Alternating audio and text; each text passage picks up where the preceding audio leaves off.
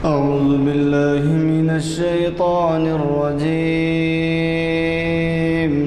بسم الله الرحمن الرحيم. تبارك الذي بيده الملك وهو على كل شيء قدير. الذي خلق الموت والحياة ليبلوكم أيكم أحسن عملا وهو العزيز الغفور.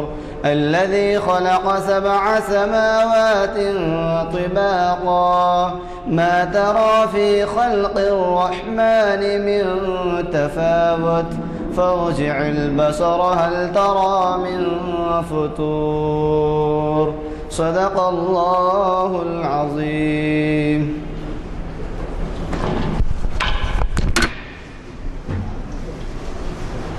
بعد جماعت کے اعلان کیا گیا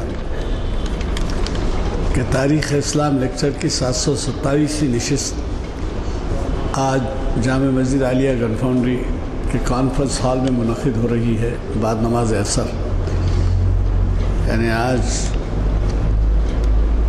12 مارچ 2016 عیسوی مطابق دوسری جمادی الثانی 1437 ہجری،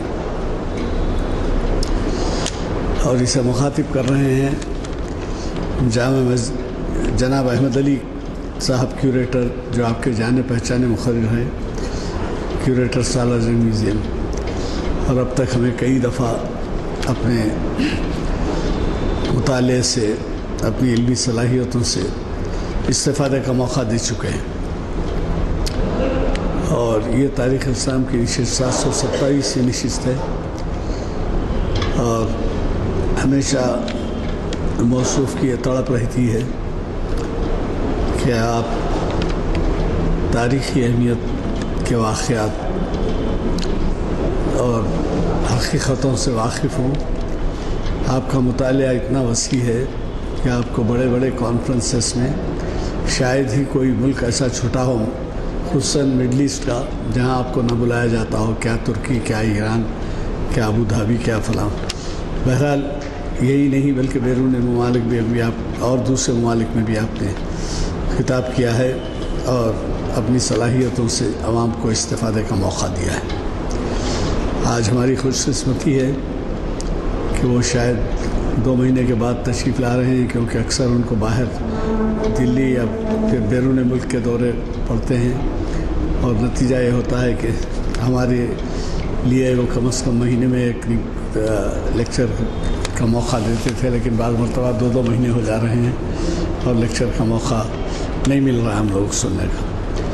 بہرحال آج کا جو عنوان ہے ان کا اسلامی خطاطی کا ارتقاء،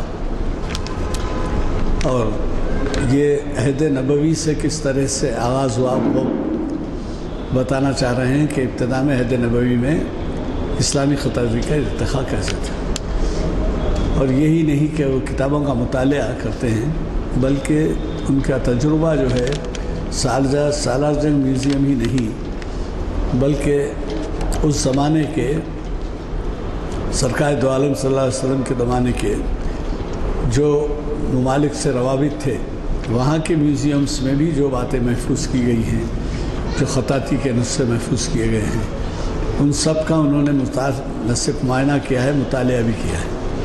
تو بڑی خوشی کی بات ہے کہ آج ہمیں گھر بیٹھے یہ ایک جگہ بیٹھ کر کچھ دیر کے اندر ہم کو جو ہے وہ تمام ایسے مقامات کا دورہ کرائیں گے، سیر کرائیں گے، جس سے کہ وہ پرسنلی اپنے آنکھوں سے دیکھا ہے انہوں نے اور اس سے استفادہ کیا ہے۔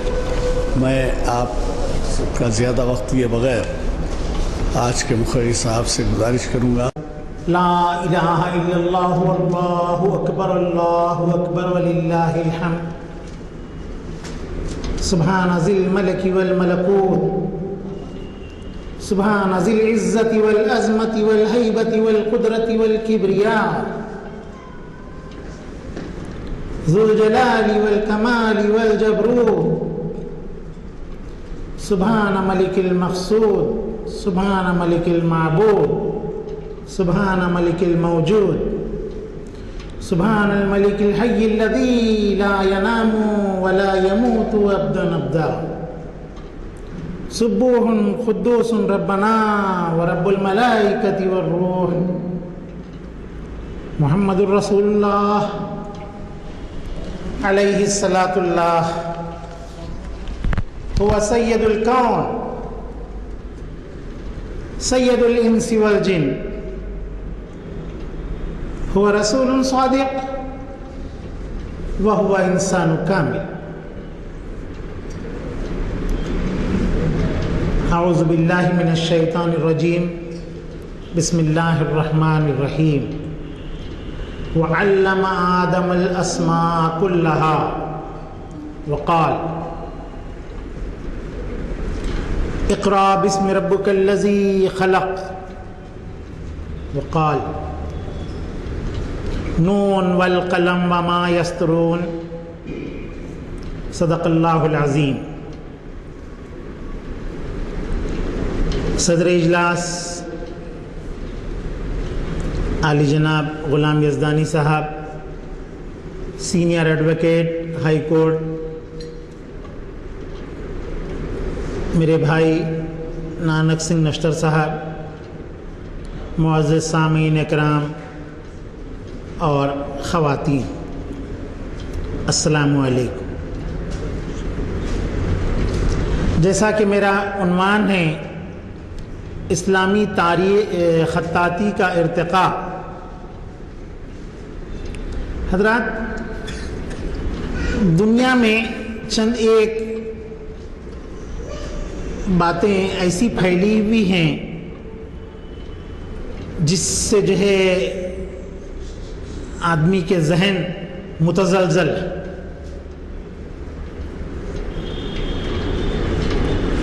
یہ کہا جاتا ہے کہ ابتدائی دور کا انسان لکھنے پڑھنے کی صلاحیتوں سے واقف نہیں تھا،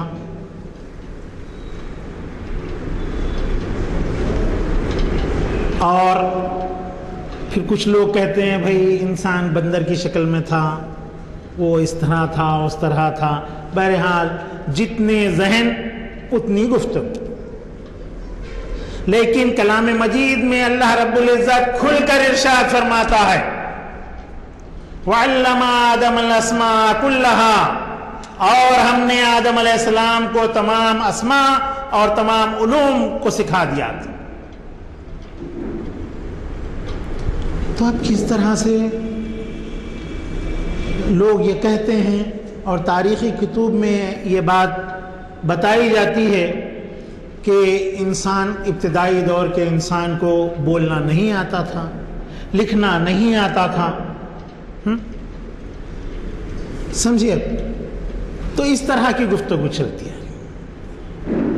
لیکن اسلامی تاریخ یہ کھل کر وضاحت کرتی ہے کہ حضرت آدم نہ صرف لکھنا پڑھنا جانتے تھے بلکہ بولنا بھی جانتے تھے. اور انہوں نے اپنے دور میں اپنے وفات سے 300 سال قبل تقریباً 300 لغات، 300 ڈکشنریز انہوں نے مرتب کی، اور یہ ڈکشنریز آپ کے مٹی کی تختیوں کے اوپر انہوں نے تحریر کی، اور پھر اسے آوے میں پکایا، جلایا اور اس کو محفوظ کر کے رکھ دیا. اسی میں سے ایک تختی حضرت اسماعیل علیہ السلام کو کوہ ابو قبیس کے اندر ملی تھی. انہوں نے ایک خواب دیکھا کہ کوہ ابو قبیس کے دامن میں ایک خزانہ دفن. صبح وہ وہاں اٹھے اور اس جگہ پر اس خزانے کی تلاش کرنے لگے، اور کھدائی کی تو وہاں پر انہیں وہ تختی ملی جو حضرت آدم علیہ السلام نے تحریر کی تھی. اور یہ تختی طوفان نوح میں بہہ کر کے یہاں تک پہنچی اور زمین کے اندر دب گئی. تو میں یہ اس بات کی وضاحت کرنا چاہتا ہوں کہ دنیاوی علوم یہ بات دہراتے ہیں کہ ابتدائی دور کا انسان لکھنے پڑھنے سے واقف نہیں تھا، حتیٰ کہ وہ بولی بولنا بھی نہیں جانتا تھا۔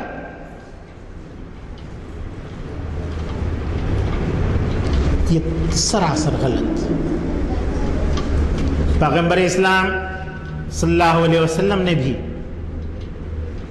اپنے ارشادات میں کئی جگہ اس بات کی وضاحت فرمائی، اور خود قرآن میں یہ بات تحریر ہے کہ اللہ رب العزت نے حضرت آدم کو تمام اسماء، جانوروں کے نام، ترکاریوں کے نام، آپ کے مختلف چیزوں کے نام اور اس کا علم اللہ رب العزت نے انہیں دیا تھا۔ تو اس بات سے اس چیز کی نفی ہو جاتی۔ ہاں، ایک بات اس کے ساتھ ساتھ میں اور عرض کرتا ہوں کہ حضرت نوح کے دور میں جب طوفان آیا اور تمام دنیا غرق ہو گئی، سب کچھ جو کچھ بھی بنا سنورا تھا سب کا سب طوفان نوح میں ڈوب گیا، اور چند نفوس زندہ رہے، باقی رہے، اور پھر ان سے دنیا کا سلسلہ چلا۔ تو تاریخی حوالوں سے اس بات کا پتہ چلتا ہے کہ یعنی دنیا کی جو ایجاد نو ہوئی، پھر نئے طرز سے جو دنیا جو ہے قائم ہوئی، وہاں پر جو انسان پرورش پائے اور آگے بڑھے، تو وہ کچھ علاقوں کے لوگ بولیوں سے واقف نہیں تھے اس دوسرے دور میں، اور ان لوگوں نے رفتہ رفتہ بولنا سیکھا، لکھنا پڑھنا سیکھا۔ تو ان لوگوں کا جو دوسرے دور کے لوگوں کا جو خط تھا، وہ خط دنیا کے مختلف علاقوں کے اندر مختلف ادوار میں چلتا رہا۔ یہ خط تصویری خط تھا، یعنی جس طرح آج ABCD الف با تا سا وغیرہ ہوتا ہے، یہ نہیں تھا، بلکہ اس دور میں جو خط تھا وہ اشکال والا خط تھا، تصویر والا خط تھا۔ تو اس طرح سے ایسا اگر ٹرائنگل بنا دیا جاتا تھا تو اس کا مطلب ایک پہاڑ کا اظہار تھا۔ کسی جگہ پر سانپ اگر اتار دیا جاتا اور یہ قبیلے والے اگر یہ سانپ اتار کر کے کسی چیز کے اوپر اس قبیلے میں بھیج دیے، تو سمجھ لینا تھا کہ ان دونوں قبائل کے اندر دشمنی پنپ رہی ہے، دشمنی آ گئی ہے اور آپ جنگ کے لیے، لڑائی کے لیے تیار ہو جائیں۔ یہ اس بات کا اظہار۔ کھجور کی ٹہنی یا تنبور بجاتی عورت خوشی اور مسرت کی نشانی تھی۔ چالاکی اور عیاری کے لیے گیدڑ کی شکل بنائی جاتی تھی، لومڑی کی شکل بنائی جاتی تھی۔ تو اس طرح یہ تصویری خط مختلف دنیا کے مختلف علاقوں میں مختلف ادوار میں چلتا رہا، اور یہ خط آپ کے ہیروغلیفی خط کہلایا۔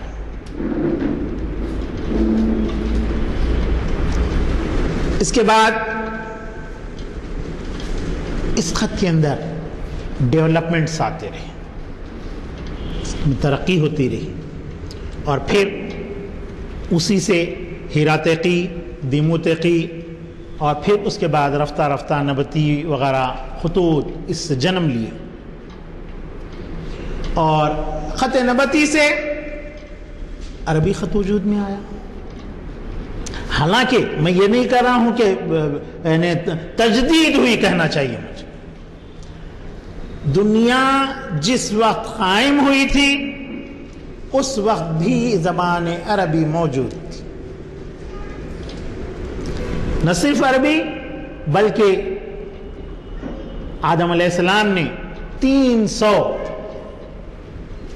جو ہے لغات کو جو ہے آپ کے مٹی کی تختیوں پر جو ہے تحریر کیا تھا.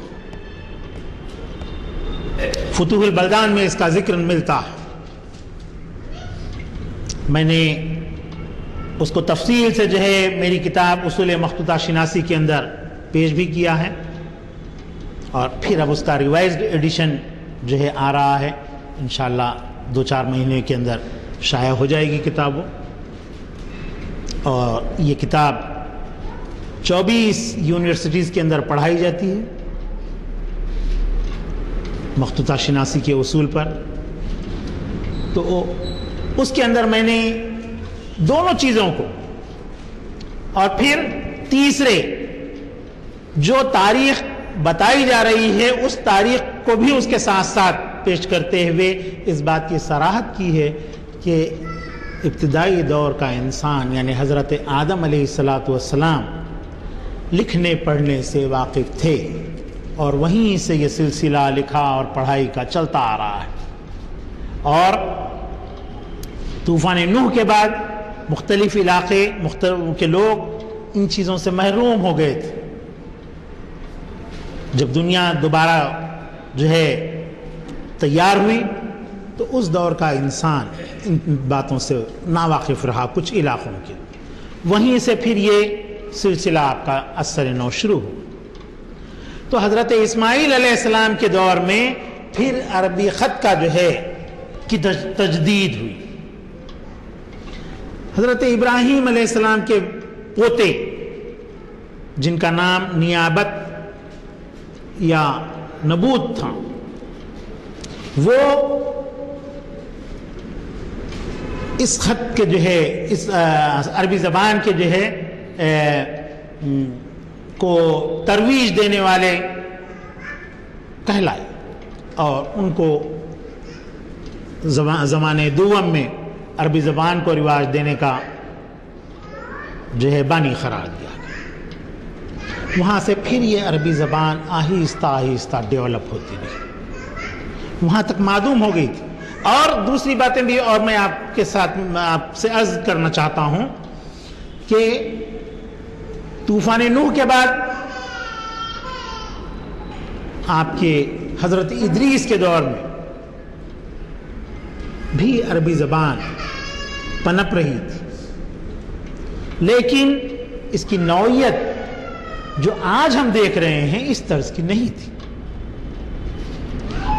حضرت سلیمان علیہ السلام کے دور میں بھی عربی زبان جو ہے رہی. میں اس دور میں جو زبان رہی ہے وہ خط سبائی کہلاتا ہے، زبان سبائی کہلاتی ہے. میں اس کی کچھ اشکال وغیرہ بھی لایا ہوں. اتفاق کی بات یہ ہے کہ وہ ایک جو ہے شکل جو زبان سبائی کی تھی وہ میرے پاس موجود نہیں ہے فی الوقت. میں انشاءاللہ پھر آئندہ کسی موقع پر آپ کو دکھاؤں گا. اور تو میں یہ کہہ رہا تھا کہ زبان سبائی یعنی سبائی زبان نہیں تھی بلکہ عربی زبان کا ہی ایک رسم الخط تھا، سبائی کہلاتی تھی. اور حضرت ادریس علیہ السلام کے دور میں بھی جو حضرت شعیب علیہ السلام کا کاتب وحی تھے، نام مجھے ذہن میں نہیں آ رہا فی الوقت، وہ بھی اس زبان کے جو ہے بڑے اچھے خطاط تھے، اس رسم الخط کے اچھے خطاط تھے. اور آپ کے حضرت ادریس علیہ السلام کے دور میں اس خط کے لیے ایک بہت ہی خوبصورت رسم جو ہے رسم الخط وضع ہوا، اور اس خط کے جو ہے موجد حضرت ادریس علیہ السلام تھے. یہ خط خط معقلی کہلاتا ہے. میم عین قاف لام یا. گو کہ آج خط معقلی وغیرہ کے کچھ نسخے کہیں پر ہم کو دیکھنے کے لیے نہیں ملتے، لیکن خط سبائی میں بسم اللہ الرحمن الرحیم، اور حضرت قرأت پڑھنے والے صاحب ہیں موجود یہاں پر، وَإِنَّهُ سُلَيْمَانَ، کیا ہے وہ؟ وَإِنَّهُ مِن سُلَيْمَانَ وَإِنَّهُ بسم اللہ الرحمن الرحیم، سورہ نمل کی یہ آیت ہے. تو اس آیت کو خط سبائی میں جو تحریر کیا گیا تھا، روزنامہ سیاست کی جانب سے ایک رسالہ شائع ہوتا تھا 15 روزہ انٹرنیشنل سیاست کے نام سے، اس میں ان لوگوں نے کلر میں شائع کیا تھا. میں وہ کٹنگ محفوظ رکھا ہوں، میرے پاس ہے. اتفاق کی بات یہ ہے لانا میں بھول گیا. تو جو رسم الخط اس میں دیا گیا ہے وہ زبان عربی ہے، لیکن اس کا رسم الخط جو ہے سبائی. تو اس طرح زبان عربی مختلف ادوار میں مختلف خطوط کے اندر تحریر. ہم بھی لکھتے ہیں عربی، ہماری عربی کو لکھتے ہیں، یہ خط نستعلیق ہے. اور ایک عرب جو خط میں لکھتا ہے وہ خط نسخ ہے اور سلس ہے. سلس ہمارے پاس بھی لکھا جاتا ہے، نسخ بھی ہمارے پاس لکھا جاتا ہے. کلام مجید کے جتنے بھی نسخے ہمارے پاس موجود ہیں وہ سب کے سب خط نسخ کے اندر ملتے ہیں ہم کو.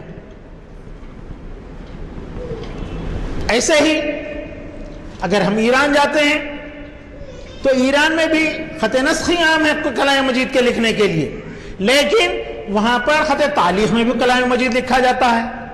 جب اسلام ہندوستان میں آیا تو اس وقت یہاں پر خط کوفی کے اندر کتابت ہوئی، اور پھر شیر شاہ سوری کے دور میں ہندوستان میں ایک نیا رسم الخط جنم لیا. وہ رسم الخط خط بہار کہلاتا ہے. اس خط بہار کے کلام مجید کے نسخے مختلف مقامات پر موجود ہیں. سالار جنگ میوزیم میں بھی ہے. یہاں آپ کے کاروان کے راستے پر مستعید پورہ ہے، وہاں راستے میں جو ہے ایک درگاہ ہے، ہرے دروازے والی درگاہ کہلاتی ہے. مسجد بھی ہے، اس میں گنبد وغیرہ بھی ہے، بارگاہ ہے. تو اس بارگاہ میں بھی جو ہے کلام مجید کا ایک بہت ہی شاندار نسخہ جو خط بہار میں ہے. سمجھے؟ تو میں یہ عرض کر رہا تھا کہ زبان عربی کی دوبارہ تجدید عہد حضرت اسماعیل علیہ السلام سے شروع ہوئی، اور پھر اس کا ارتقاء ان کے پوتے نیابود کے دور سے جو ہے ہوا، اور خط عربی اس طرح سے وہاں پروان چڑھنے لگا. اور مختلف علاقوں میں مختلف طرز سے جو ہے اس کی تحریر ہونے لگی. سمجھے؟ اور یہ خط جو ہے مختلف علاقوں میں اپنے علاقے واری ناموں سے مشہور ہوا. چنانچہ انبار میں جہاں پر عربی لکھی جاتی تھی وہ خط انباری کہلایا. ہیرا کے مقام پر یہ خط ہیری سے مشہور رہا. حمیر میں یہ خط حمیری سے مشہور رہا. اس طرح مختلف علاقوں کے اندر اس خط کی جو ہے علیحدہ نام رہے. ہاں، تو میں یہ عرض کر رہا تھا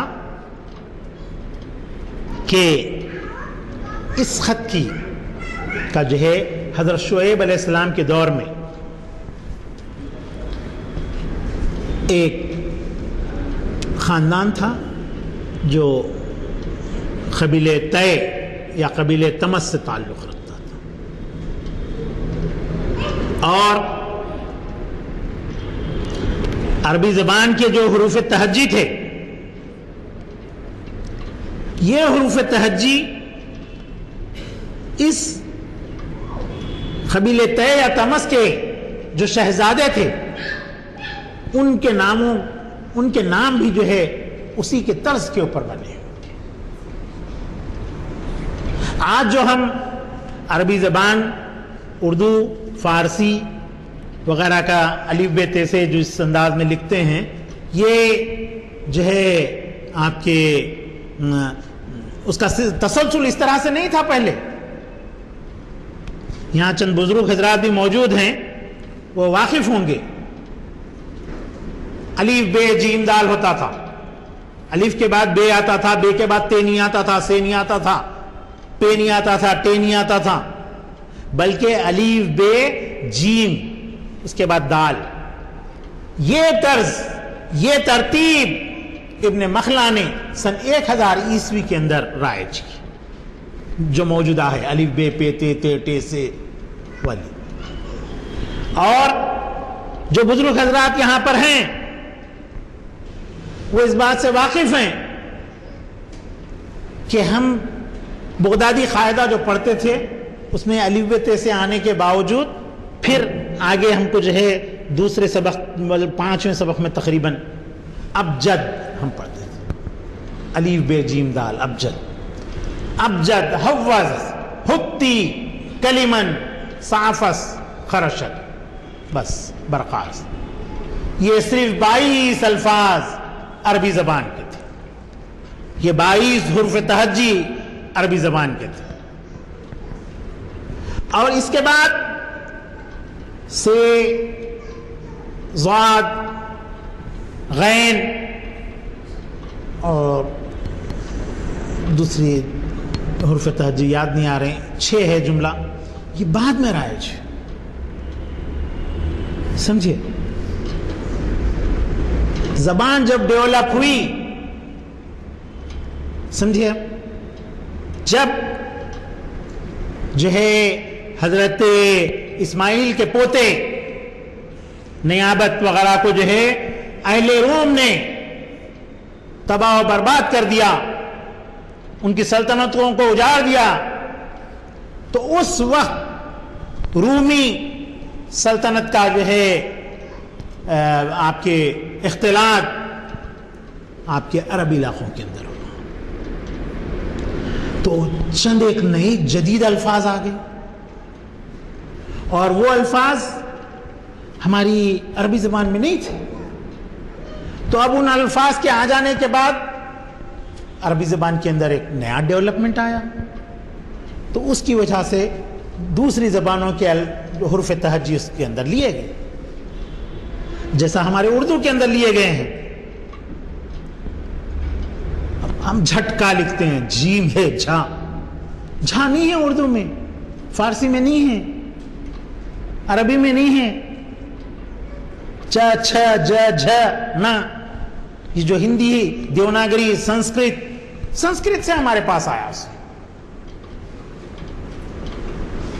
ٹ ٹھ ڈھ دھ، اردو کا لفظ نہیں ہے، یہ سنسکرت سے اردو میں آیا. تو اس طرح سے بے شمار الفاظ رومیوں کی وجہ سے عربی زبان کے اندر داخل ہوئے، اور اس کے بعد عربی کے 28 حروف تہجی، ورنہ پہلے 22 تھی، 26. تو اس طرح سے عربی زبان کا ڈیولپمنٹ چلتا رہا. تو قبیلے طے اور تمس کے جو شہزادے تھے ان کے نام بھی اسی طرح سے تھے، ابجد، حوز، حتی، کلمن، صافس، خرش. اچھے، اس کے بعد یہ ترتیب کے اندر لکھے جاتے ہیں. اور اب بھی آج بھی اگر ہم اردو میں اگر کسی جگہ نمبر لکھتے ہیں تو الف 1 کے لیے جو ہے الف لکھا جاتا ہے، بے کے لیے 2 نمبر کے لیے بے لکھا جاتا ہے، 3 نمبر کے لیے جیم لکھا جاتا ہے، 4 نمبر کے لیے دال لکھا جاتا ہے،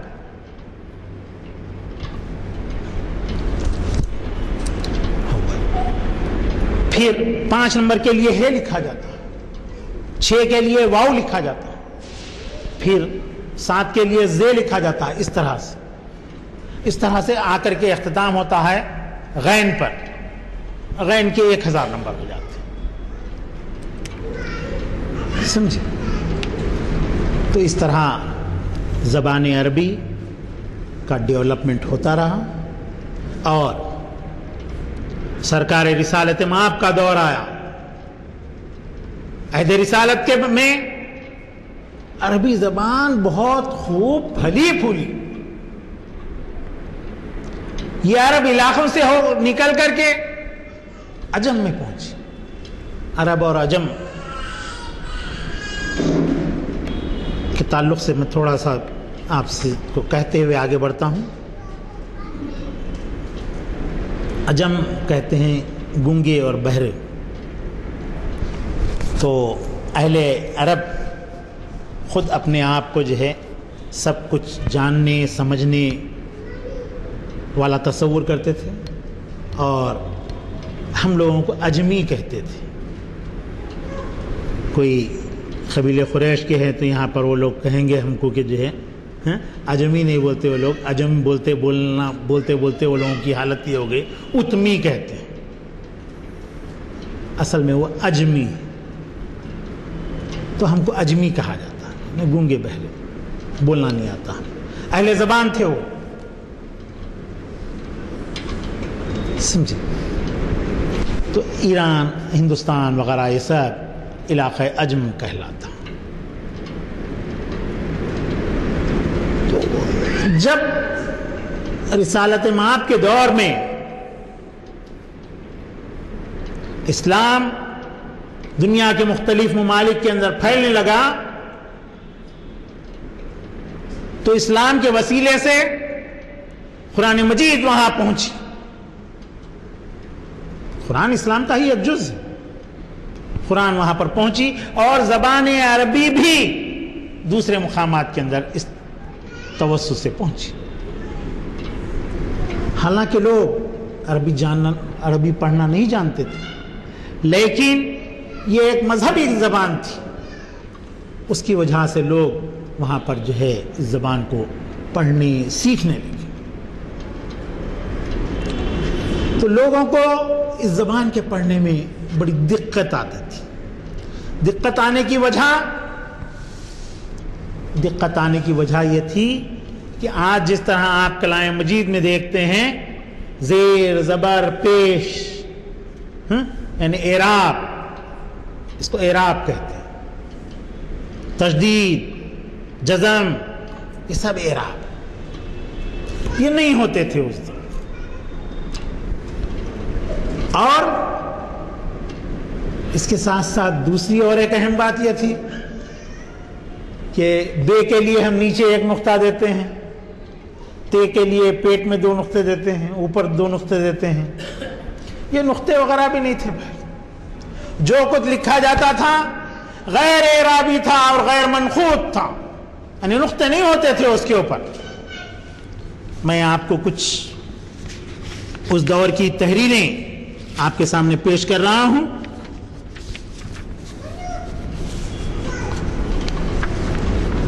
تو آپ کے تحریر پر جو ہے نہ تو نقطے ہوتے تھے اور نہ اعراب ہوتے تھے، لیکن اس کے باوجود اہل عرب اس کو آسانی کے ساتھ پڑھ لیتے. جیسا آج ہم اردو پڑھتے ہیں، آپ اردو لکھتے وقت کسی بھی جملے کے اوپر، کسی بھی حرف کے اوپر زبر زیر پیش دیتے ہیں؟ نہیں دیتے. کہیں کہیں تشدید دے لیتے یا مد اگر رہا تو دے لیتے ہیں. سمجھے؟ آپ اس لکھتے ہیں، زیر نہیں دیتے، زیر دے کے پڑھ لیتے ہیں. کہیں ضرورت رہی تو اس کو اس بھی پڑھ لیتے ہیں. سمجھے؟ اب جملے کے اعتبار سے ہم اس کو اس بھی پڑھ سکتے ہیں، لیکن اس محمل ہے، کوئی معنی نہیں ہے اس کی. تو اسی طرح اہل عرب عربی زبان کو جو ہے غیر منخوط بھی پڑھتے تھے اور غیر اعراب کے بھی پڑھتے تھے. لیکن جب اسلام کی کرنیں چین میں پہنچی، ایران میں پہنچی، ہندوستان میں پہنچی، تو یہاں کے لوگوں کو جو ہے اس کو پڑھنے میں ذرا دقت پیش آنے لگی. یہاں کے لوگ عربی عبارتوں کو کچھ غلط سلط پڑھنے لگے، جس کی وجہ سے اس کے معنی بدل جانے لگے. چنانچہ نبی کریم صلی اللہ علیہ وسلم کے دور میں کے بعد ابو الاسود دویلی، یہ حضرت علی کا شاگرد تھا، تو اس وقت کچھ اصحاب ابو الاسود سے کہے تھے کہ بھائی اس کو اعراب لگانا چاہیے اور نقطے لگانا چاہیے تاکہ لوگ صحیح طور پر اس کا صحیح تلفظ کے ساتھ اس کو پڑھ سکیں. تو اس نے کہا کہ بھائی یہ نئی بدعت اگر ہم یہ کریں گے. لیکن جب ابو الاسود دویلی نے آپ کے روم کے دورے کے موقع پر چند غیر عربی افراد کو عربی عبارتیں غلط پڑھتے ہوئے دیکھیں تو اس نے خلیفۃ المسلمین سے عرض کیا کہ خلیفۃ المسلمین یہ عربی الفاظ کو جو ہے اعراب اور نقاط لگانے چاہیے. حالانکہ مجھ سے اس سے پہلے یہ بات کہی گئی تھی لیکن میں نے اس کو رد کر دیا تھا. لیکن اب میں یہ محسوس کرتا ہوں کہ جو ہے عبارتوں پر نقطے اور اعراب ہوں. چنانچہ اسی تحریک پر اور پھر آپ کے اس سے قبل بھی جب کلام مجید کو لکھنے کی بات پیدا ہوئی تھی، نبی کریم صلی اللہ علیہ وسلم کے دور میں کلام مجید مکمل لکھا ہوا نہیں تھا تو حفاظ کے سینے میں تحریر نہیں تھا. خلیفہ اول حضرت ابوبکر صدیق رضی اللہ تعالی عنہ نے کسی جنگ میں جب 70 حفاظ شہید ہو گئے تو اس وقت کچھ صحابہ نے خلیفۃ المسلمین کو تجویز پیش کی کہ قرآن کے حافظ شہید ہو گئے ہیں، اگر اسی طرح حفاظ اگر شہید ہو جائیں گے تو کلام مجید کا کوئی نسخہ موجود نہیں، لہٰذا اس کو تحریر کیا جائے. تو حضرت ابوبکر صدیق رضی اللہ تعالی عنہ نے کلام مجید کا ایک نسخہ تحریر کروایا تھا اور وہ تمام وہی میں نازل ہونے والے قرآنی آیات جنہیں نبی کریم صلی اللہ علیہ وسلم کے عہد میں کاتبان وحی نے کپڑوں پر، ٹاٹ کے تھیلوں پر، ہڈیوں پر، چمڑے پر، لکڑی کے ٹکڑوں پر تحریر کیا تھا، ان تحریروں کو جو ہے تھیلوں میں بند کر کے رکھا گیا تھا. تو وہ تحریریں سب ایک جگہ کی گئیں، ایک جماعت بنائی گئی تاکہ کلام مجید کو جو ہے پڑھ کر، سن کر اور اسی اعتبار سے جس طرح کے رسول اللہ صلی اللہ علیہ وسلم نے جبرائیل علیہ السلام کے سامنے پڑھ کر کے سنایا تھا، اسی ترتیب کے ساتھ لکھنے کے لیے ایک کمیٹی تشکیل پائی اور کلام مجید کے نسخے تحریر کیے. تو میں آپ کے سامنے کلام مجید کی وہ پہلی آیت اقرأ بسم ربک الذی خلق، وہ آیت آپ کے سامنے پیش کر رہا ہوں. قبل اس کے کہ میں اس کو پیش کروں، میں عربی زبان کی اور کچھ قدیم تحریریں جو ما قبل اسلام کی ہیں وہ آپ کو دکھانا چاہوں. یہ 2 کتبات آپ کے سامنے آ رہے ہیں. اس میں ام جمال کی شاعری ہے جو 250 عیسوی کی، اور نقش نمارہ ہے جو آپ کے عراق سے تعلق رکھتا ہے، نقش حوران بھی ہے، نقش حوران، یہ دونوں نقش میں آپ کے پاس پیش کر رہا ہوں. کوئی ادھر ایک صاحب ادھر آ جاؤ، ادھر سے دیکھتے ہوئے، ایک ادھر سے. میں پڑھ نہیں سک رہا ہوں، ورنہ میں پڑھ کے بولتا کہ یہ کدھر کیا چیز ہے. میں بینائی سے محروم ہوں. دعا فرمائیے کہ اللہ رب العزت میری بینائی کو بحال فرمائے. اور اس کے بعد یہ جو دوسرا آپ نقش دیکھ رہے ہیں، اس میں اونٹ کے شانے کی ہڈی پر دوسری آیت پہلی کلام مجید کی وہی تحریر کی ہوئی ہے، اقرا بسم ربک الذی خلق. میں ایک اور آیت بھی یہاں پر بھول کر آیا ہوں بھائی، وہ حجۃ الوداع کے موقع پہ جو آخری آیت نازل ہوئی تھی، الیوم اکملت، وہ بھی جو ہے میں بھول کر آیا ہوں. اور اس کے ساتھ ساتھ میں یہاں پر پیش کر رہا ہوں ایک بہت ہی نادر و نایاب تحریر. یہ تحریر وہ تحریر ہے جو نبی کریم صلی اللہ علیہ وسلم نے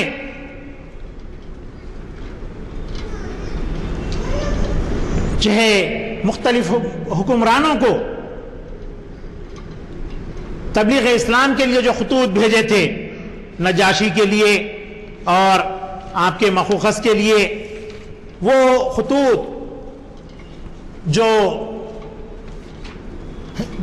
آپ کے اونٹ کی کھال پر، اونٹ کی خماش پر اور آپ کے ہرن کی خماش پر تحریر کیے ہوئے ہیں، جس پر مہر نبوت بھی ثبت کی ہوئی ہے، وہ تحریریں آپ کے پاس، آپ کی نظروں کے سامنے ہیں. آپ ان کی زیارت کیجئے. یہ وہ تحریریں ہیں جنہیں سرکار دو عالم صلی اللہ علیہ وسلم نے اپنے صحابہ سے لکھا کر 6 حکمرانوں کے پاس بھیجا تھا. ان میں سے ایک خط جو اب میں بھیج رہا ہوں، یہ میرا جہاں تک خیال ہے وہ ایران کے حکمران کے پاس جو بھیجا گیا تھا، جسے اس نے پڑھ کر کے چاک کر دیا تھا، یہ وہ خط ہے. اور یہ خطوط کو اللہ کے فضل و کرم سے میں نے اپنی آنکھوں سے دیکھا ہے. استنبول میں یہ موجود ہیں.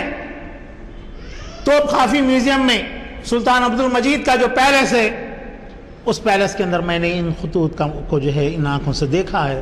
اور میری یہ خواہش تھی کہ یہ خطوط جو بہت خراب ہو رہے ہیں، اس کو درست کرنے والا کوئی موجود نہیں. اگر ہوں وہ تو میں اور کوئی نہیں کر سکتا. بچا ہوا ہوں.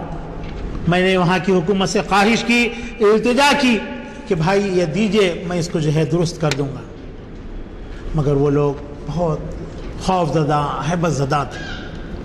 بھائی اگر ان کو دیے اور خدا نخواستہ یہ تحریر اس پر سے مٹ گئی تو دنیا کو ہم منہ نہیں دکھا سکیں. اس وجہ سے ان لوگوں نے نہیں دیا.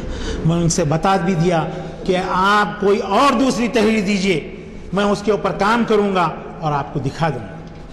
اگر یہ پاؤڈر بھی بن جاتا ہے تو اس پاؤڈر کو بھی میں پھر سے جو ہے چمڑے کی شکل کے اندر لاؤں گا، اور جو تحریر اس کے اوپر اندر دھنس گئی ہے میں پھر اس کو ابھار کر دے سکتا ہوں. کیونکہ میں یہ فن سے واقف ہوں، میں اس کو جاننے والا ہوں. اور میں کوشش اس بات کی کر رہا ہوں آج بھی کہ بھائی مرنے سے پہلے کم سے کم 10-5 لوگوں کو یہ چیز سکھا کر کے جاؤں. اس سلسلے میں میرے گھر کے اوپر میں کلاسز لیتا ہوں. اتوار کو اور ہر چھٹی کے دن میں کلاس لیتا ہوں. 2 گھنٹے تھیوری کی کلاس ہوتی ہے اور پریکٹیکل اگر رہا تو آدھا دن ہو جاتا ہے اس میں.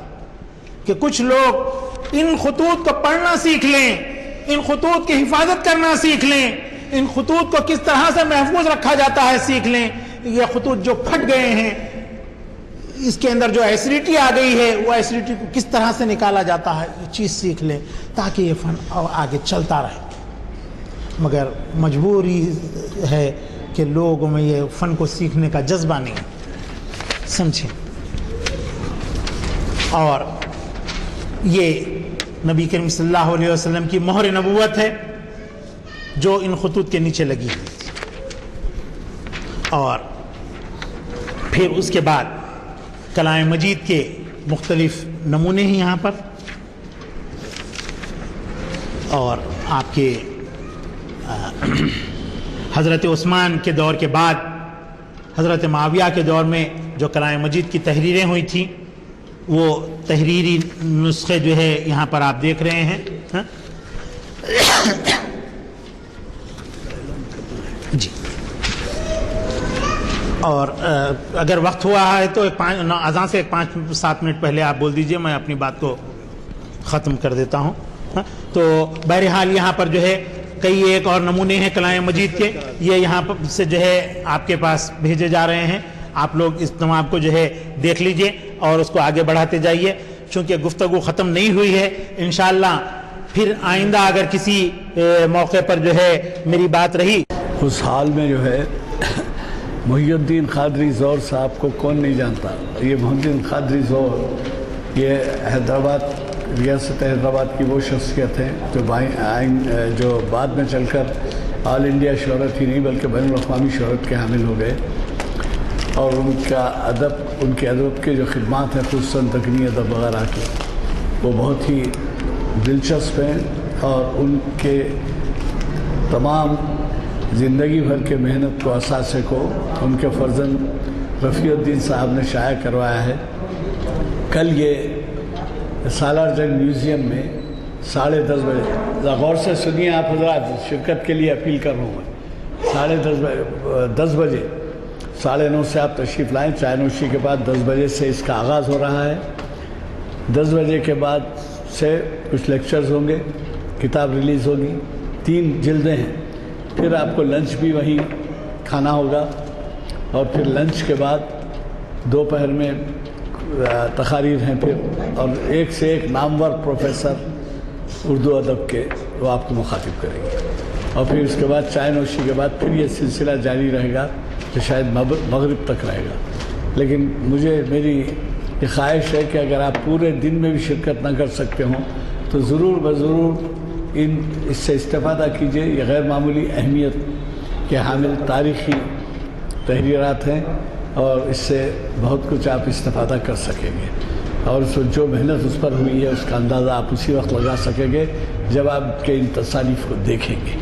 میں ہمارے آج کے خطاب کے بارے میں زیادہ عرض نہیں کروں گا. آپ کو خود اندازہ ہوا ہوگا کہ کس محنت سے انہوں نے یہ تمام مواد جمع کیا ہے، آپ کو مخاطب کیا، اور ایسے نسخے پیش کیے جن نسخوں کو شاید ہم نے کبھی بھی نہیں دیکھا تھا، اور میوزیم میں شاید بعض فرینڈس میں دیکھے ہیں. اور اب میں ہمارے آج کے مخرج صاحب سے دعا کی گزارش کرتا ہوں. قادہ و قام، اے اللہ ہمارے گناہوں کو معاف فرمائیے، اے اللہ ہماری خطاؤں کو درگزر فرمائیے، اے اللہ جو بھی گناہ ہمارے انجانے میں ہوئے ہیں اللہ ان سب کو معاف فرمائیے، اے اللہ ہم سب کی مغفرت فرمائیے، اے اللہ جو بیمار ہیں انہیں شفا عطا فرمائیے، اے اللہ جو بے روزگار ہیں انہیں روزگار عطا فرمائیے، اے اللہ جو لڑکیاں بن بیاہی بیٹھی ہوئی ہیں اللہ، اے اللہ ان کی شادیوں کا بندوبست فرمائیے، اے اللہ گھوڑے جوڑے کی لعنت سے مسلمانوں کو محفوظ فرمائیے، اے اللہ جو ادارے تعلیمی میدان میں کام کر رہے ہیں اے اللہ صبر و استقامت کے ساتھ ان کو تعلیمی میدان میں کام کرنے کی توفیق عطا فرمائیے، اے اللہ جو لوگ بے قصور جیلوں میں محروس ہیں اے اللہ ان کی رہائی کا بندوبست فرمائیے، اللہ ان کی رہائی کا بندوبست فرمائیے. صلی اللہ تعالی علی خیر خلقہ وآلہ واصحابہ اجمعین برحمتک یا ارحم الراحمین والحمد للہ رب العالمین.